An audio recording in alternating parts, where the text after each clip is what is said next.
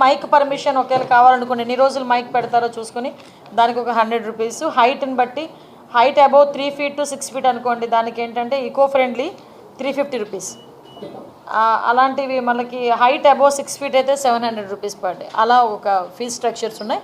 ఆ చలనాలు కూడా మన దగ్గరలో ఈ సేవా కేంద్రాల్లో కట్టుకుని ఆ చలనాన్ని కూడా అప్లోడ్ చేసేసుకొని ఇమీడియట్గా వాళ్ళ ఎన్ఓసి తీసుకొచ్చుకోవచ్చు. ఇది జీవో 2022లో అంటే వైఎస్ఆర్ సిపి గవర్నమెంట్ లో ఉండేటప్పుడు ఈ జియో ఇష్యూ చేశారు. అయితే విషయం ఏమైందంటే కరెక్ట్ గా 15 days బ్యాక్ 20 days బ్యాక్ మాకు అన్ని కలిపి ఒకే పోర్టల్లో అంటే సింగిల్ విండో విధానం తీసుకొచ్చి ఆ సింగిల్ విండో విధానంలోని ఇప్పుడు మన electrical department permission, R&B permission, panchayat municipality permission, police permission, electricity permission, ఈ 5 పర్మిషన్స్ డెఫినెట్ గా మనకి వినాయక మండపం పెట్టాలంటే ఉండాలి. ఇంతకు ముందు ఏం చేసేవారంటే ఒక్కొక్కరు ఒక్కొక్క దగ్గరికి వెళ్లి పర్మిషన్ తీసుకునేవారు. మేము అలా కాకుండా ఒక జాయింట్ ఇన్స్పెక్షన్ పెట్టి ఒక జాయింట్ సింగిల్ విండో విధానం పెట్టాం.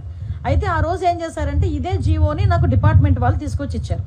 ఇస్తే నేను యాస్ట్రీస్ గా ఈ జీవోలో ఏదైతే ఉందో మేము దాన్ని చెప్పడం జరిగింది. అయితే ఈ విషయం తెలుసుకున్న వెంటనే గౌరవ సీఎం గారికి విజ్ఞప్తులు వచ్చినాయి. గౌరవ సీఎం గారు కూడా దీని విషయం మీద మమ్మల్ని అడిగారు. అడిగిన వెంటనే సార్ ఇలా జరిగింది, ఇలా జీవో ఉంది అంటే ఇమ్మీడియట్ గా ఆపండి, ఎవరు కూడా రూపాయి కూడా కలెక్ట్ చేయొద్దు. ఎస్పెషల్లీ ప్రతి సౌండ్ సిస్టమ్ కి మనకి ఏదైనా మనం సౌండ్ సిస్టమ్ పెట్టామంటే దానికి పర్టికులర్ గా మైక్ కి పర్మిషన్ తీసుకోవడానికి 100 రూపాయలు తీసుకుంటారు డిపార్ట్మెంట్ వాళ్ళు కూడా. అది కూడా తీసుకోవద్దు వినాయక చవితులకి అని చెప్పి చాలా క్లియర్ గా 10 రోజుల క్రితమే ఈ విషయం చెప్పడం జరిగింది. ఎవరు దగ్గర ఎక్కడ కూడా ఎటువంటి ఫీజెస్ కూడా కలెక్ట్ చేయట్లేదు, ఎటువంటి చలనాలు కూడా కలెక్ట్ చేయట్లేదు. ఏదైతే వినాయక చవితి అదే విధంగా దుర్గా నవరాత్రి ఉత్సవాలు మన రాష్ట్రంలోనే కాదు మన దేశంలో చాలా ప్రెస్టేజియస్ గా చాలా భక్తి శ్రద్ధలతో చేసే భక్తులు ఎవరైతే ఉన్నారో వాళ్ళెవరు కూడా ఇబ్బంది పడకూడదనే 10 రోజుల క్రితమే గౌరవ సీఎం గారు అందరికీ కూడా ఇన్స్ట్రక్షన్స్ ఇవ్వడం జరిగింది. ఈ రోజుకి కూడా కనీసం మైక్ పర్మిషన్ కి కూడా మేము ఎవరం కూడా డబ్బులు తీసుకోవట్లేదు. ఇది క్లియర్. దీనికి నేను 20 రోజుల క్రితం మాట్లాడిన మాటలను తీసుకొచ్చి వైఎస్ఆర్సీపీ వాళ్ళు ఏమీ లేదు అన్నట్టుగా ఈ రోజు కావాలని దాన్ని ట్రోల్ చేసే పరిస్థితి చూస్తా ఉంటే వాళ్ళ తాలూకా తెలివి తక్కువతనం, అదే విధంగా